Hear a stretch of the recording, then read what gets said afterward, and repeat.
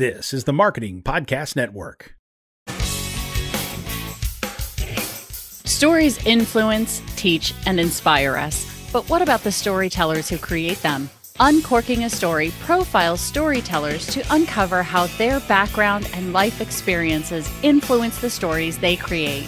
We learn what motivates them, their path to success, and what fuels them to keep creating.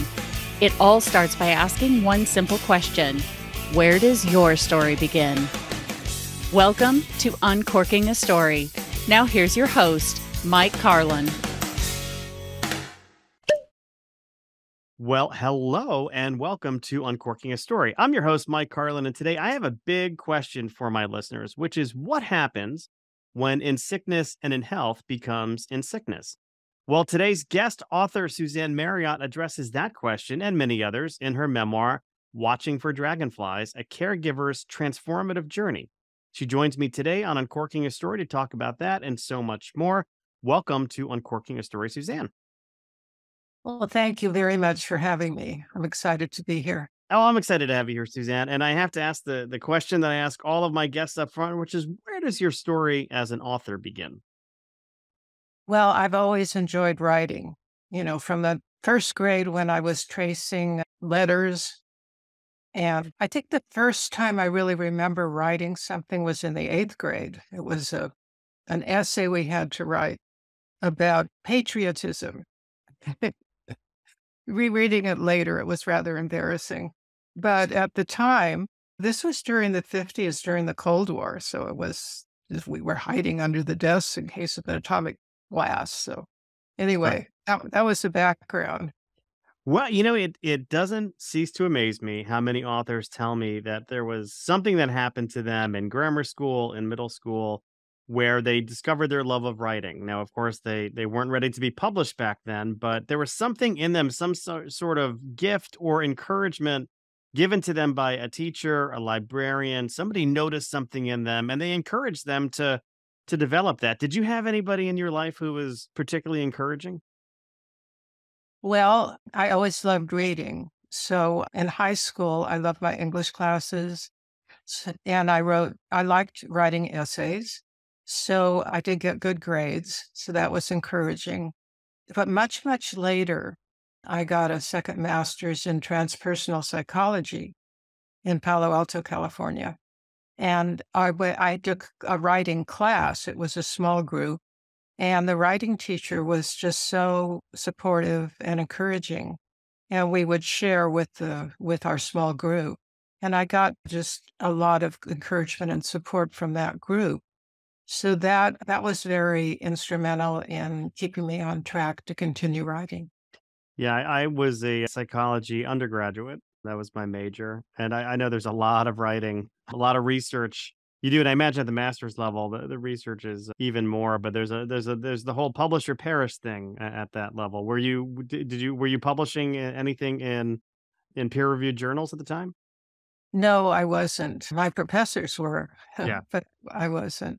Yeah. All right. Later, when I was a teacher, at the end of my career, I was the grant proposal writer for my district. And of course, I did a lot of writing and was very successful. So that was encouraging. And I learned a lot about economy of language. Had to, because there were, only so many words. Sure. Well, let's talk about your memoir, which is Watching for Dragonflies, A Caregiver's Transformative Journey. Suzanne, where do you want to start by talking about this book? Well, I could start at the beginning. That's probably a good place to start. My husband was a very unusual truck driver. He had his family went way back to the original Teamsters with horse-drawn, whatever they were drawing wagons.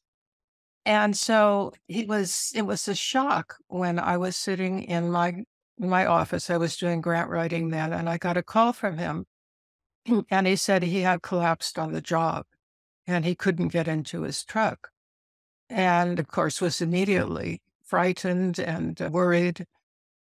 So that began our journey because he was soon diagnosed with MS, multiple sclerosis.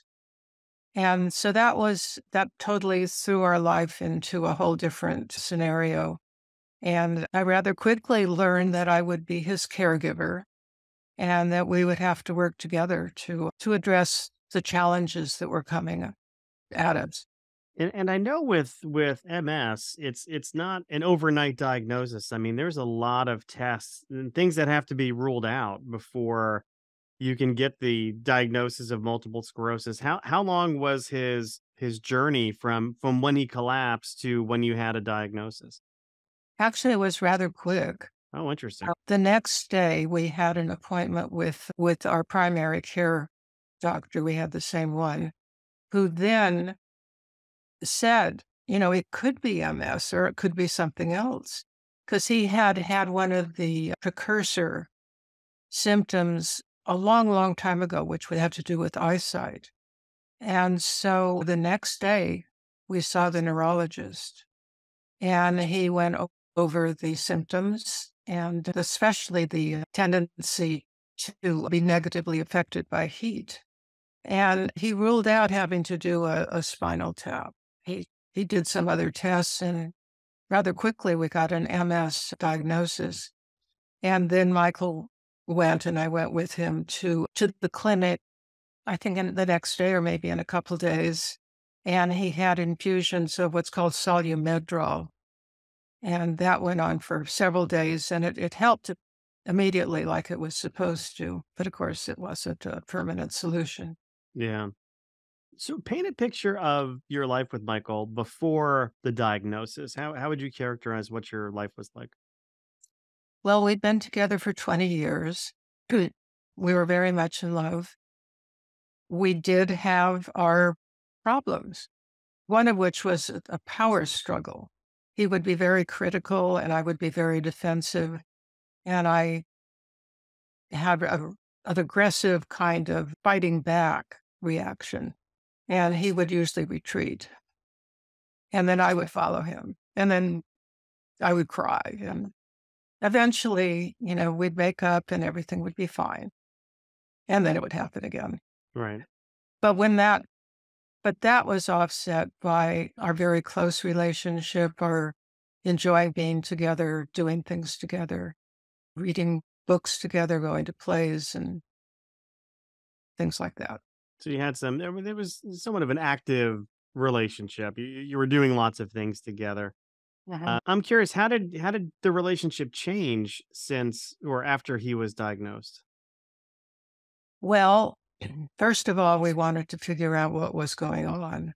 So in the beginning, we concentrated on getting information. We went to MS Society workshops, which they had then. Eventually, we joined support groups. I was in the caregiver support group, and he joined 2 support groups for MS patients, which were very helpful for both of us. So gradually, things changed.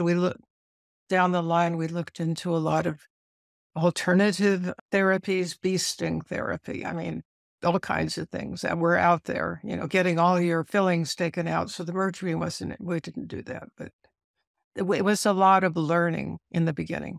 Yeah, I'm sure, and I'm sure it's a lot of emotion too, a lot of uncertainty. Yes.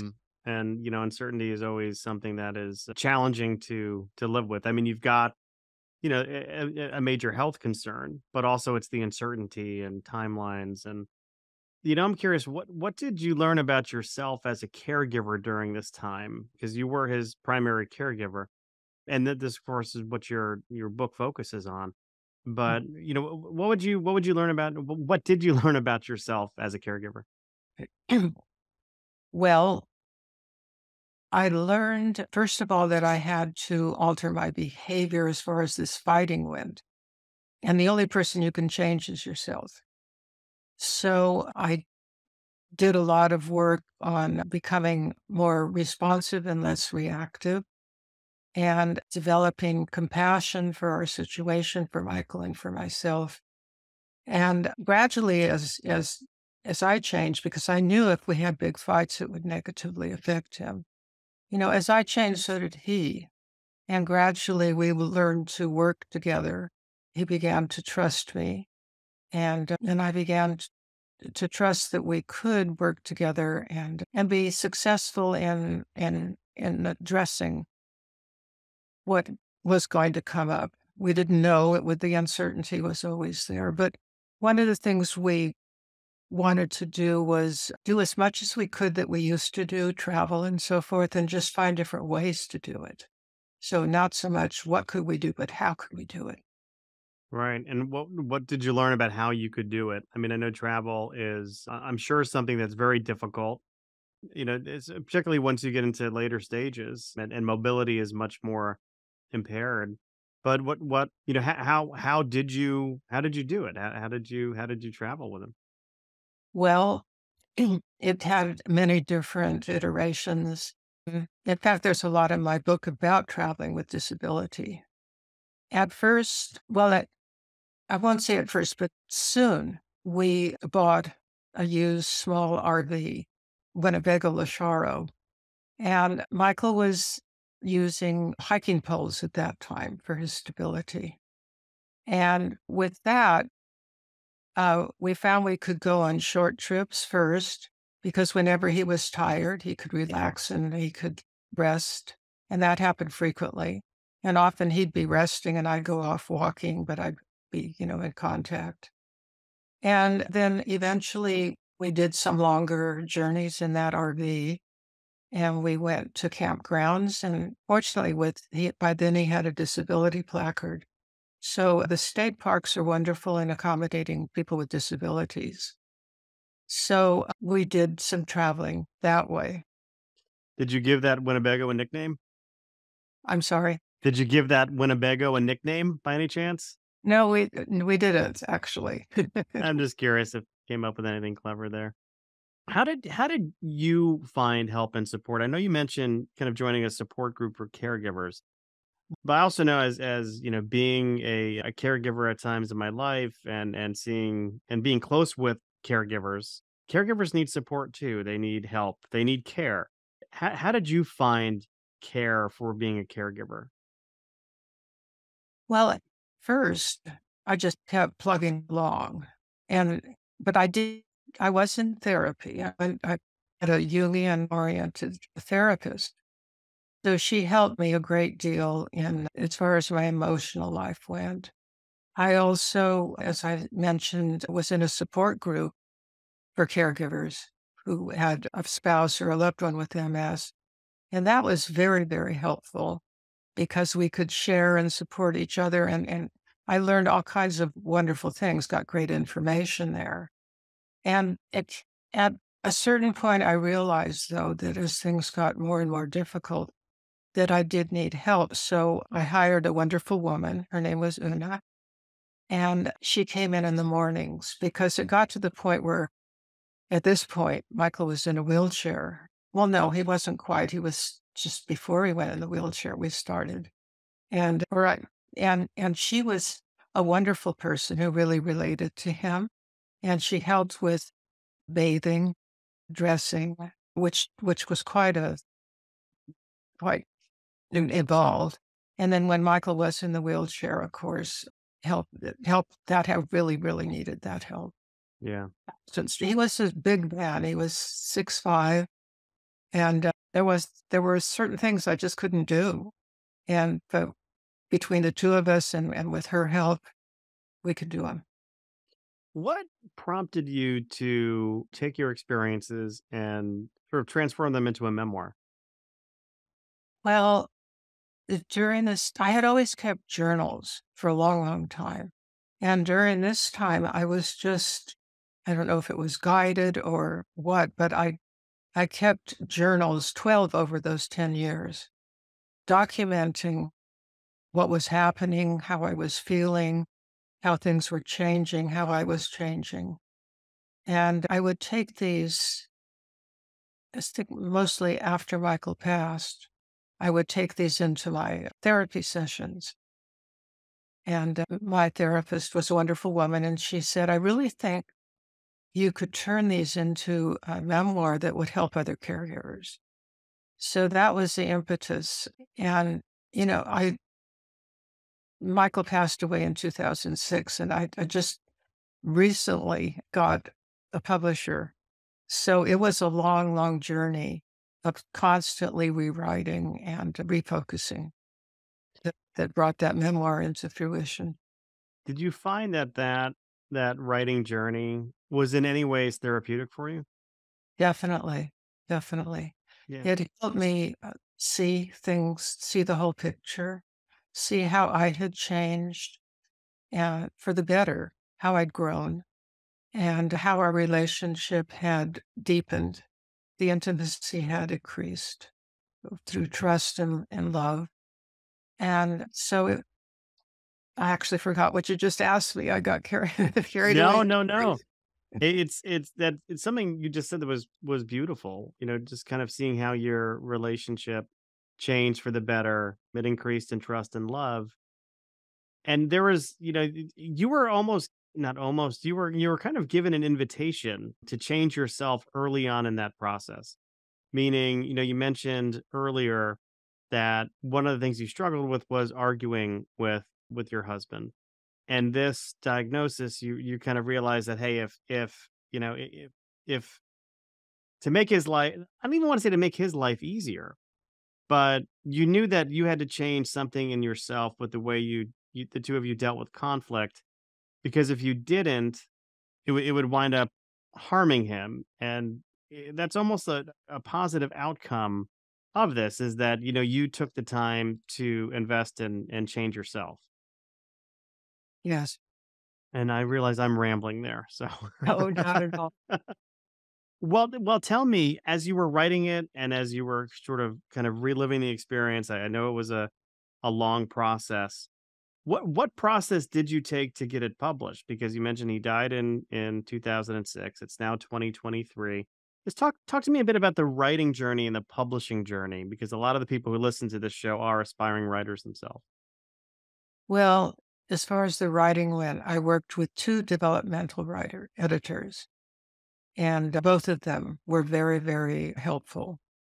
And originally, I found myself writing Michael's story because I was so focused on Michael.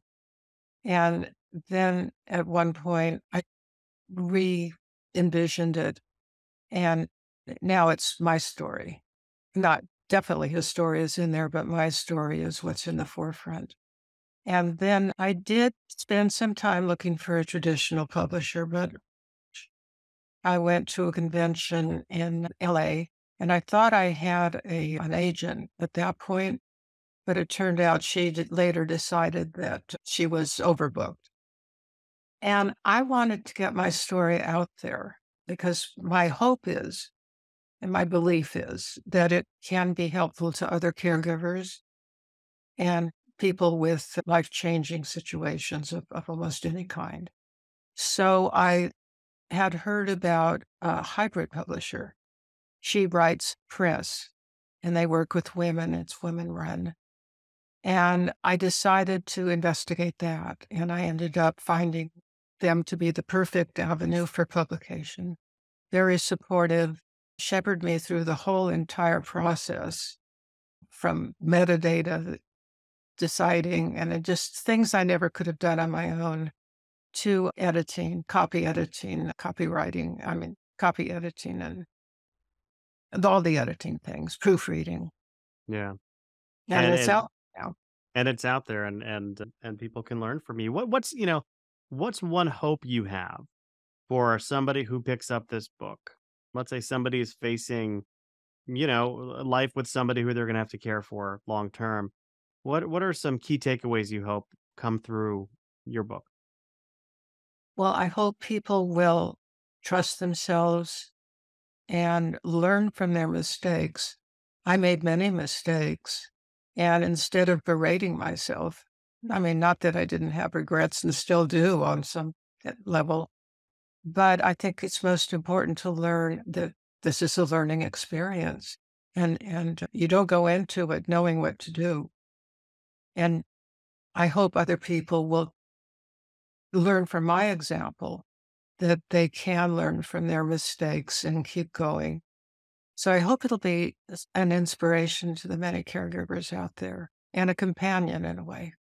Is there anything to, keeping in mind that and we're all human beings, and to be kind to ourselves, especially when we make mistakes and conflicts arise. I'm sorry, would you repeat that? Oh, no, it's okay. Is there a lesson to be learned there, or just a reminder that we're all human beings and we will make mistakes along the way, but to be kind to ourselves, when those mistakes arise? I think compassion is very important. And in fact, my website is on compassionate caregiving. I learned compassion. I don't, I don't know if was really focused on that before Michael's illness, but as he changed, and physically and even mentally, I learned to be more compassionate towards what he was going through. And as I changed and was challenged, I learned more compassion for myself. And I also was a follower of Tibetan Buddhism, and I learned a lot about compassion through that. So there's a spiritual journey, some spiritual inquiry that you went through as well. Very much so. My journey was a spiritual journey, spiritual transformation, as well as psychological transformation. So there's a lot of spiritual aspects in my memoir, a lot of dream work. In fact, there's 20 dreams that are mentioned in there. And so very much so, it was a spiritual journey. Yeah. How did you get turned on to that? To the spiritual aspect? Yeah, to the Tibetan stuff. Well, as long as I could remember, I've been interested in spiritual things. My mother used to take me to Christian Science Sunday school. She was in a way, she was a Christian Scientist, but doctors were as hallowed to her as anything in Christian Science, so she wasn't very strict with that. But the focus on love interested me at that time. And then I went through a phase after teaching for 3 years where I dropped out and I was living the hippie life for a while. And this was in Berkeley. And I was really drawn to a bookstore called Dharma Publishing. And I just devoured different books on spirituality, astral travel, all kinds of things like that. So, and then I think it wasn't until I was working on my master's in transpersonal psychology that I really got focused on Tibetan Buddhism. And I joined a Sangha or a community at that point. Did you ever come across a book called The Journey of Souls? I think so. The author, if I'd have to look it up. I'd have to cheat and pray to Our Lady of Google because I don't remember it off the top of my head. But I was in Chicago and my back was tight. I wound up getting a massage, and in the middle of it, this woman starts reading me, and this was unlike anything I'd ever experienced before. And she started talking to me about the astral plane, what happens when we sleep, and I was fascinated by by it. And she recommended that I read this book called The Journey of Souls, which I did. I wound up going somewhere and picking it up. But I'm just curious. I haven't run into anybody who's ever read this book before, so I had to ask. I think I have, and I think I have 2 books by this author. And if this is the one he goes through the different levels of the afterlife? Yes.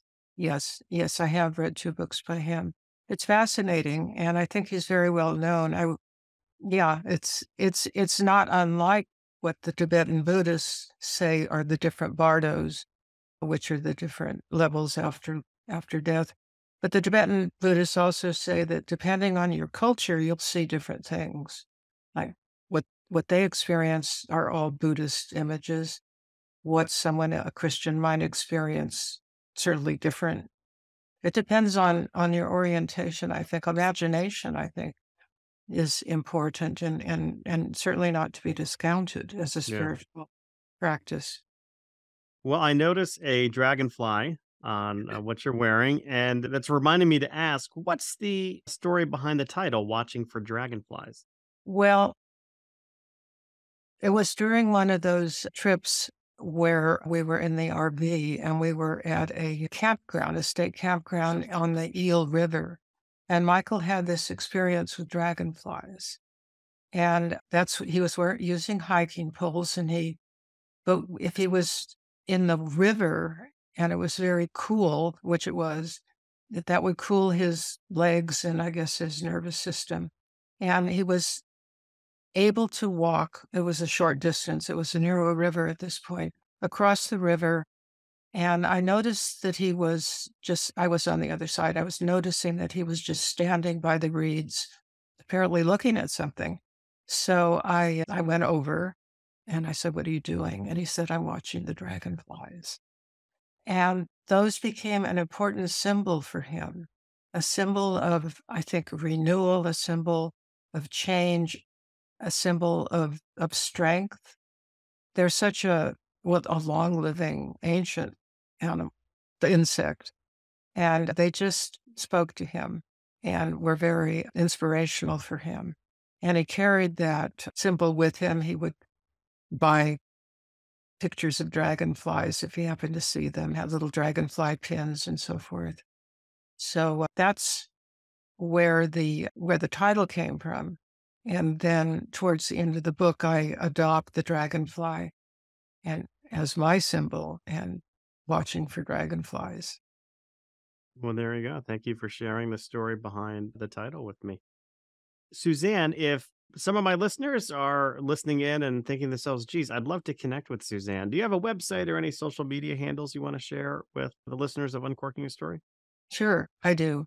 SuzanneMarriottAuthor.com. So just my name, 2 R's, 2 T's, and author after that, and then .com.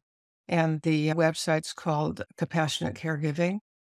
And the blog posts are also on my Facebook page, which again is Suzanne Marriott, author. All right. I will be sure to put those in our show notes so people don't have to scribble them down and decipher them later. Suzanne, thank you for stopping by Uncorking a Story and letting me uncork yours. Thank you very much. I really appreciate this.